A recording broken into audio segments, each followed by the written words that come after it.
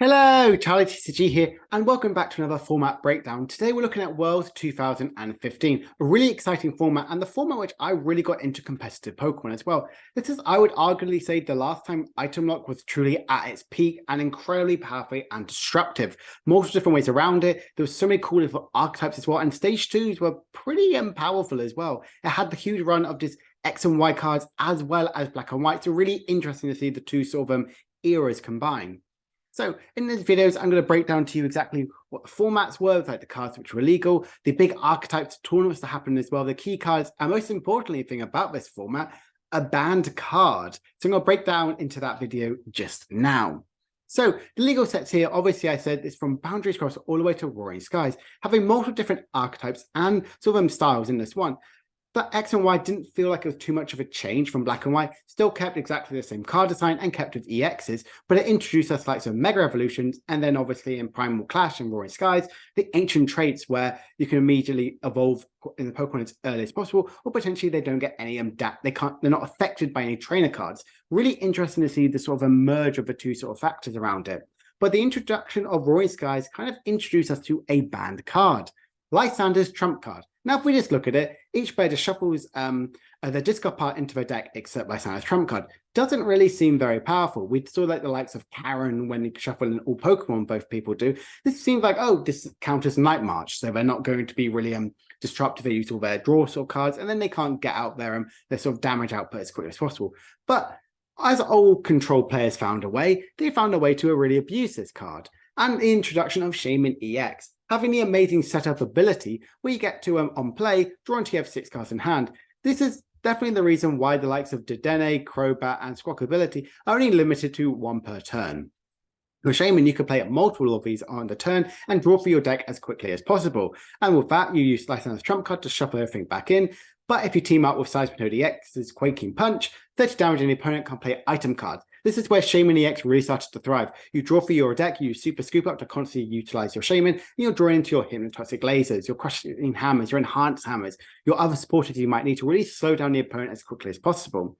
And having Quaking Punch to really ramp up to make sure the opponent can't really get anything in the game. If we just look at a rough sort of list which actually won from the Nationals in this pre-ban era, and we can understand here exactly why this deck is so aggressive. Having a really huge amount of them drawing out capability, playing four Super Nets, 4 Ultra Balls, 3 Acrobatics, and 3 Trainers Mail. Loads of different ways through Acrobatics where you get to look at the top 2, discard 1, draw a card, put the other one in your hand, and Trainers Mail looking at the top 4 cards of your deck and put a trainer card, which isn't Trainers Mail.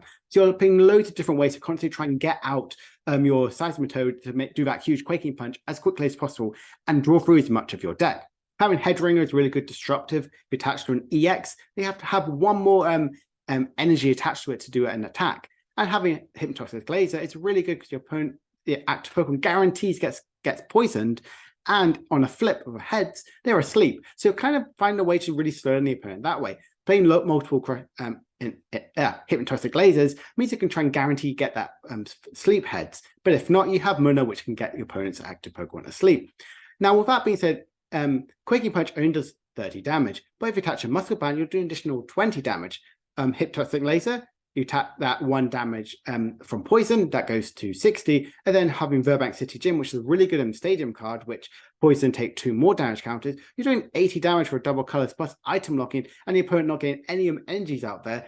This is a very disruptive and very toxic environment deck. Pokemon kind of like caught onto it very easily and just banned him like Lysander's Trump card. We could be in a very different era if they banned Shaymin instead, but Trump card was definitely kind of like the way, like Shaymin was like the answer for Trump card, but Trump card was definitely why these decks kind of became as powerful as they were. So there were a couple of tournaments. I did mention there was Nationals pre and post the ban, and obviously Worlds 2015. Such an exciting format with so many interesting archetypes around that era. So we just look at Nationals, we can see here Seismitoad EX actually won the most amount of recorded Nationals that we kind of see. And it kind of went with different sort of archetypes. It mainly obviously focused on the Shaymin EX in the pre-ban era, but also had Garbodor and Slurpuff, which are really good sort of other options as well. Garbodor obviously has that Garbotoxin ability, which makes sure that if it's a tool card attached to it, the opponent has no abilities. Yes, there were sort of item locks of getting rid of the float stones with the likes of Xerosic, but it's really, really powerful to kind of get your huge setup and stopping other sort of Seismitoad Shaymin decks or the likes of Mega Rayquaza and Metal Box, which are kind of going around there. And Slurpuff kind of has it was kind of popular beforehand, but you just get to draw a card, and if you have and it's in the active Pokemon, you get to draw additional cards. So kind of is that good in those sort of Shaymin decks and just get to have that additional draw factor, or potentially in the likes of it's having that consistency of getting that draw.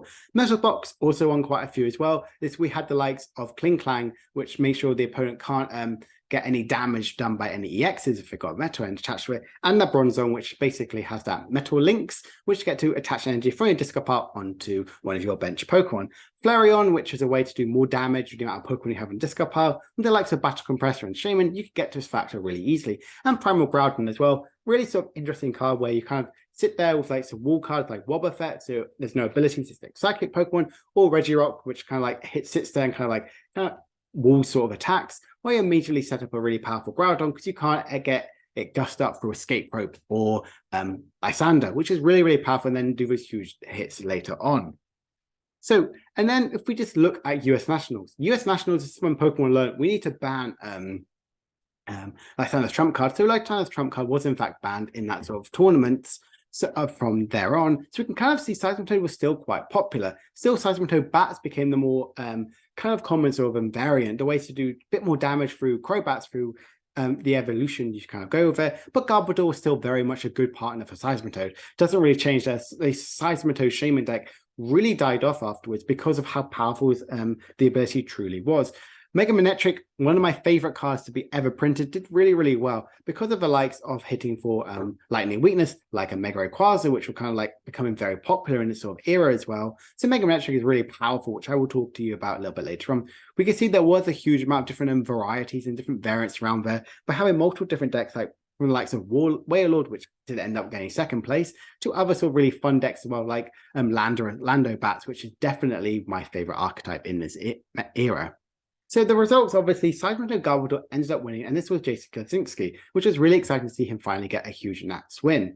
Second place was, in fact, in that the Wailord Stall sort of deck, which was really sort of interesting, where it had 250 HP, and you kind of draw through your deck quite a lot, and making sure you do lots of healing with max potions, so your opponent never really gets those big one-hit KOs. Other sort of top four archetypes were Mega Manetric with Garbodor. So again, Garbodor really, really powerful in this deck, and Metal Box, which very much like I just talked about now, where you have loads of different attackers like Aegislash, which isn't get damage from any Pokemon, which has a special energy attached to it, and then you have the likes of Kling Clang Plasma, which makes sure that metal Pokemon don't get any damage from EXs.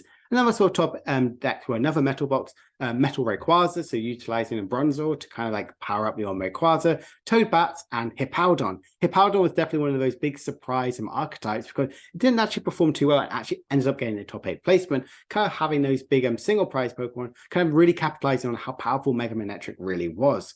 So if we just look now and compare how Seismitoad EX really sort of evolved, this was the UK Nats winning list. We can kind of see here, definitely slower down some cards here, focusing more on the Scoop Up Cyclones or A-Spec of choices.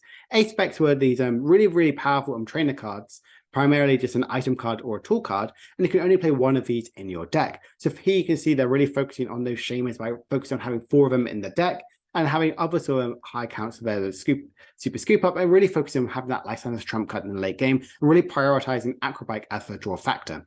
But if you just compare just the Garbodor deck after the post ban, we can see here that they're still playing a higher count of sort of options out there, but they're not playing those big Shaymins. They're playing more of sort of archetypes like the lasers, like the crushing hammers, and obviously Headringer and Floatstone, plus obviously Verbank City Gym, focusing more on a more conservative deck by playing more high counts of supporter out there, by being that disruptive capability of what N has to offer, and computer search to try and get the Pokemon out.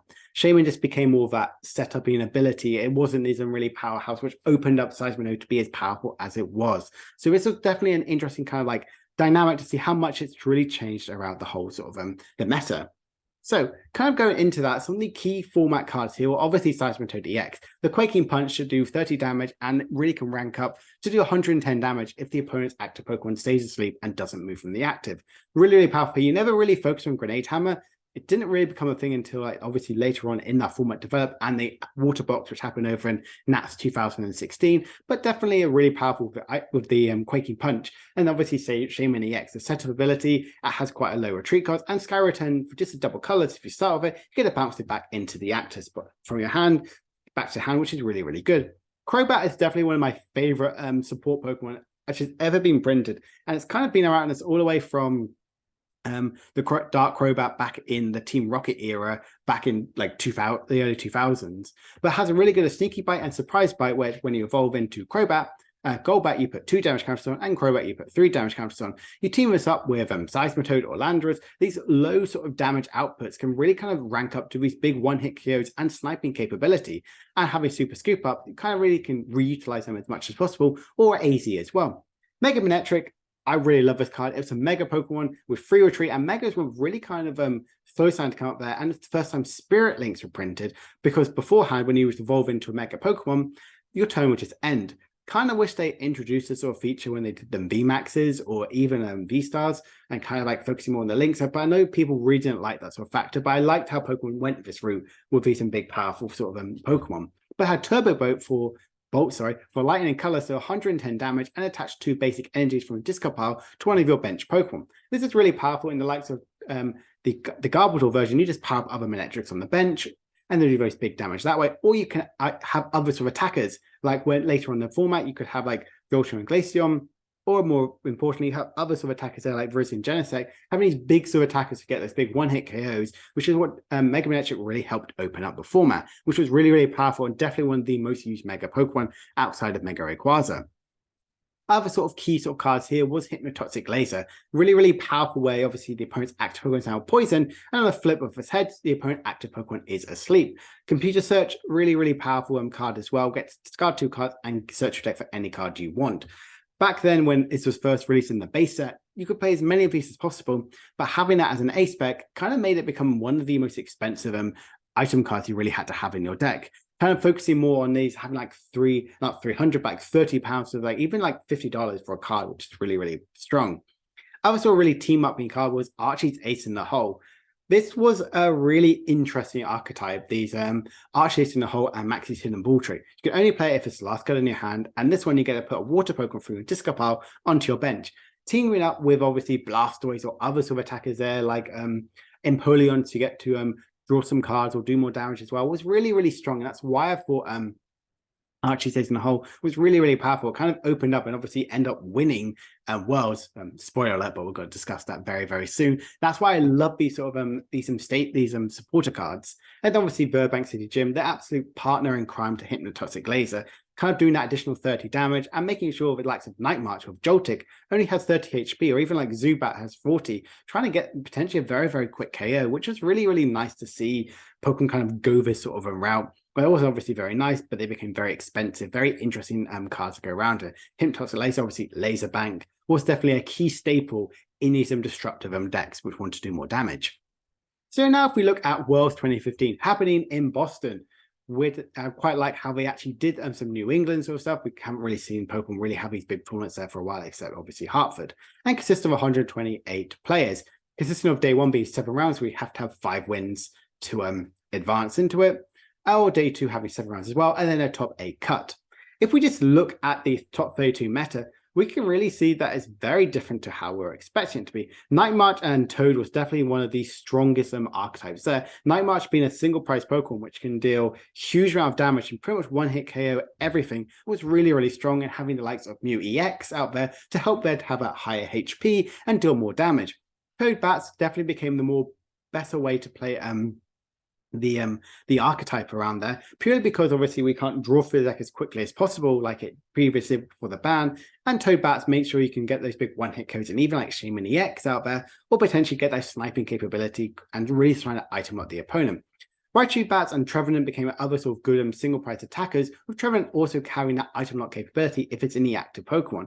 I really like how there were so many different single price Pokemon out there which were really performing incredibly well, and that's why I really liked Worlds 2015. Because if we look at the results here, Archiestoise ended up winning the tournament. Having that deluge, which we've now seen with a Baxcalibur and Xianpao, Archiestoise kind of like took out the evolution line and immediately put down the Blastoise out and play with some really key cards as well, like Battle Compressor and Superior Energy Retrieval. Yes, it was around back then. That's why we have the reprint and constantly be doing those big sort of damage out there.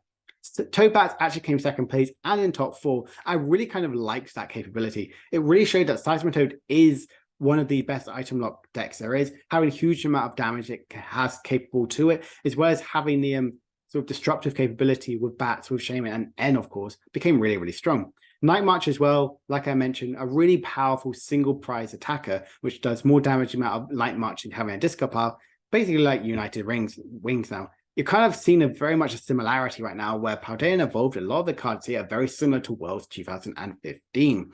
And then obviously some top 4, which was really nice because it's such a diverse meta. You have Gengar Trevenant, which you get your opponent's active Pokemon poison, and then switch into an item lock. Night March as well. Donphan, which is a single prize Pokemon, which again, it's a switching out there option, but does a huge amount of damage capability with the likes of the Stadium card, Energy, and support tool cards it has. And the Fairy sort of item lock, which was very interesting of what a Japanese player did play. So I like this. It's very diverse, focusing not on just having Item Lock and Night March, were obviously the most powerful archetypes out there, but having additional attackers, which was really, really powerful. And I kind of love to see the sort of diversity this deck had. Now, if we just look at this Archiestoise, the winning list, we can see it is so different to how we would kind of build a deck right now. We can see there's Execute in here, but Execute is really powerful for that propagation ability, where if it's in a discard pile, you get to pop it into your hand. This can obviously happen multiple times a turn because you just use that as your discard effect of Ultra Ball and Superior Energy Retrieval, so you never need to worry about discarding any key resources. You have other really good attackers here, like the Keldeo EX is your main attacker, which with its Sacred Sword does 50 plus 30 for each water energy attached to it. You can attach multiple different energies out there, with the likes obviously of Superior Energy Retrieval and drawing into it with the likes of Shaymin, with the Russian ability, which means you can put it straight up from the bench into your active position, which is really good. Other good attackers here is Articuno, which has the ancient trait, which I believe when you get a knockout, you get to draw an additional prize. So this is really good in the late sort of game, trying to get that extra sort of prize card, which this deck valuably needs. And Wailord EX is a really good stall, but also can do huge amount of damage capability. I really like this because it's really good to like pop in the active spot, take a couple hits and then switch in and with your Keldeo EX. And then Mewtwo EX is obviously a really good attacker. 20 times the amount of energy is attached to both active Pokemon. This is a deck which card I've covered multiple times and will forever, because Mewtwo X is definitely one of the strongest archetypes. Even if a deck only has 2 Blastoise and then 2 Archiestoise in the whole, but you play so many cards to try and get around it. You're playing 4 copies of Ultra Ball, 4 copies of Battle Compressor, which gets to discard you 3 cards from your deck. So this is very, very powerful. And then we play 4 of pretty much all the item cards. Yes, there is obviously item lock in there, but you want to try and get this out turn 1 if you go first, or even if you go second, because you're trying to get out that capability. Because if you're against item lock, you can really struggle and your hands get really clumped up because you can't get those extra discarded with. And then Rough Seas is a really good stadium of choice in this deck, being able to heal 30 damage from any of your water Pokemon in play. Computer Search was a very powerful aspect of choice in this style of deck, because you can kind of get that Archiestoise in the hole, you don't need to rely on it. And then VS Seeker, a card I haven't really mentioned too much, you get to use a supporter card from your discard pile and bring it to your hand. This is really good because you get to easily discard it with Battle Compressor, and that's why you can try and get the turn 1 Archiestoise in the hole.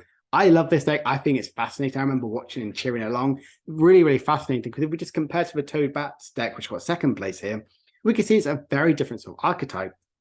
Item cards, very much focusing more on the Super Scoop Up and Hypnotic Laser. So you're trying to get that extra disruption of that sort of way, and trying to get those extra damage from the Crobats and the Hypnotic Laser with Fairbank City Gym. This deck even plays Water Energy, so you can get those big one-hit KOs with Grenade Hammer, which is really powerful late game. And then Mewtwo EX can really help with additional Mewtwo's out there, and it's a really good attacker which could do more damage from Seismitoad if you can start with it.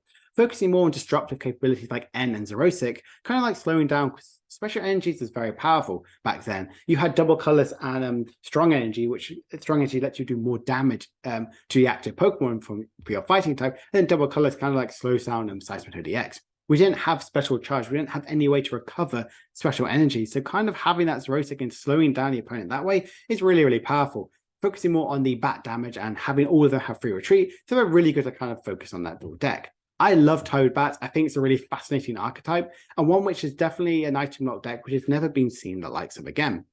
The top 4 deck is this Night March, and I love Night March. It's a deck even my brother's done really well with this, and I think it's just such an interesting archetype as well. Doing 20 damage times the amount of Night March you have in discard pile. You have the classic, you have Lampet, which you're never going to use, but you have other attackers like Pumpkaboo and Joltik. Dimension Valley makes sure that your Psychic Pokemon attack for 1 colorless less. So if all of a sudden Night March on Joltik that's now 1 energy if you're copying it from UEX, and Pumpkaboo is just for double colorless. I really like this archetype as well. You're focusing a lot more on having those 4 Shaymin EX. Try and play them as much as possible to draw through as quickly of your deck as possible. Acrobike and Ultra Ball and Battle Compressor are your discarding effects. Try and get as many Night Marches out of this cover as possible, and then Transmail helps you get there by trying to gain out any of the supporters you might need. Because you're not playing too many of them, you're playing 2 of both Sycamore, N, and Lysander, because you have the high Shaymin EX count, so you're trying to pretty much draw through your deck as much as possible. You do have some really interesting tool cards in this top 4 sort of deck. It had Muscle Band and Silver Bangle. Silver Bangle, basically, you do more damage to an EX Pokemon if it's attached to a non-EX. Muscle Band obviously does that additional 20, but that Hard Charm attaching to a new EX or Shaymin can really slow down the opponent by reducing any of their damage done, and then Float Stone is kind of like your go-between, like if you have like a Pumpkin out there or stuff like that, kind of getting that free retreat option. I really like this deck. I think Night March is one of the most fascinating single prize decks, probably arguably one of the strongest single prize archetypes. People are generally scared of a 30 HP Joltik. I absolutely love this sort of deck. Another sort of really interesting one is this Gengar Trevenant, where you have Gengar, which has 60 damage, your opponent active Pokemon is poison, and they switch into your into a Pokemon. Basically, you have Trevenant, which is an amazing Forest Curse ability, which makes sure the opponent can't play any item cards. This is really, really powerful when you have like the likes of Wally, which can evolve into your Pokemon, even if you play that onto your turn. This obviously card did in fact get banned because obviously control people find a way to abuse that sort of factor. So this is really, really powerful. You kind of like get a turn 1 item lock with Trevenant and making sure the opponent can't kind of get any sort of setup going. You do play other sort of not really disruptive cards, but Verbank City Gym means you can do 90 damage, which is quite good. So it's pretty much 2-shotting stuff. And then Silent Lab shuts down all basic Pokemon's abilities, such as the likes of Jirachi and Shaymin EX, making sure the opponent can really get stunted in any of their searching cards. I really like this sort of archetype. It was really interesting. It's another item lock style deck. So we did see there were like 3 item lock archetypes in this sort of format. So I quite like that sort of factor. And this is this Donphan top 8 list, which I wanted to talk to you about. It has a spinning turn, which has 40 damage, not too much, but you switch into one of your bench Pokemon. You have the likes of Robo Substitute, which is basically an item card where you can put down on the bench and your opponent gets a switch into it. Really, really powerful because your opponent doesn't take any prize card from this, but we have really other interesting cards. We have Muscle Band, Strong Energy, and Fighting Stadium. If you have these all attached to it, you can do an additional 60 more damage. An additional 60 more damage to Spinning Turn. Also, a Spinning Turn does 100 damage. Very, very, very powerful. This is a dark type which I think is really, really strong and can immediately slow down the opponent as quickly as possible. We also have other sort of really cool cards here like Focus Sash, which if attached to a fighting Pokemon, and it gets knocked out in 1 hit. They don't get knocked out, they go down to 10 HP. Halucha was another incredibly powerful archetype to do attack. It had an ability where you don't get where it doesn't hit for weakness or resistance, but we play Silent Labs, we can kind of shut off that ability. But Flying Pass has 60 damage, and it can only be attacked to a Pokemon's EX. So this is quite powerful because again, Strong Energy, Muscle Band, Fighting Stadium, 120 damage. You shut off its ability, you can hit 240 damage. Get on anything which is weak to fighting. Very, very powerful card. I really love this archetype. It was so different, so unique, and one of the first competitive decks I ever played was in fact Donphan. So I have an incredibly huge soft spot for it. So I really love Donphan as a really good hit and run sort of deck. Arguably one of my favorite sort of hit and run archetypes. So the decks I did want to talk to you about is this Mega Manetric Garbodor, which did well at US Nationals. We can see here it does play the Empoleon with that diving draw, which you get to draw a card once per turn, and 10 times the amount of Pokemon attached on both sides of the field. Very, very powerful when using Archiestoise in the whole. Focusing this deck is more on the Garbotoxin sort of line in this deck, but Empoleon is a very good sort of other attacker as well in the deck, because you already have Battle Compressor in there to get those energies and discard power to charge them up with Turbo Bolt. So that's a really good sort of option to have into it. I like how interesting Mega Manetric really is. It's a fascinating other sort of a Manetric EX attack, which has 60 damage plus 60 more if the opponent's active Pokemon has a tool card attached to it. This is when Headringer and like there's Manetric Bat style deck kind of like came around, but that was more in the next sort of format. I really liked a Manetric. It was really, really powerful. And other sort of really key decks as well was Landy Bats, or Landorus Bats. There's so many ways to call this deck. I generally think this is one of such a fascinating archetype, which does 30 damage and then 30 damage to one of your benched opponent's benched Pokemon. Again, like I said, Muscle Band plus Strong Energy plus Fighting Stadium. You're doing additional more damage. You have Lucario and Halucha as additional attackers, and you have the Crowbar line to kind of like deal that extra more damage as well. Scoop Up, Cyclone, AZ, and Super Scoop Up. You have ways to constantly recycle them as much as possible.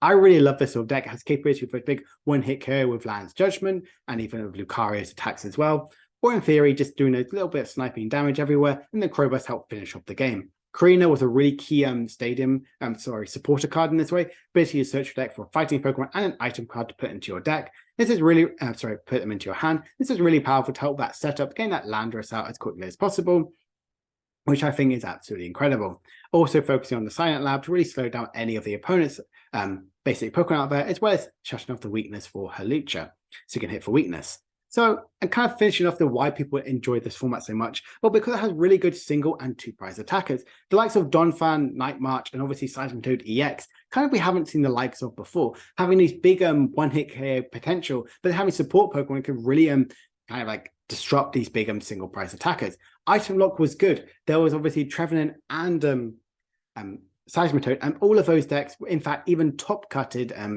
the World Championships. It was kind of like solidifying that Item Lock is definitely a threat right now. And that's why people were kind of going, not just playing the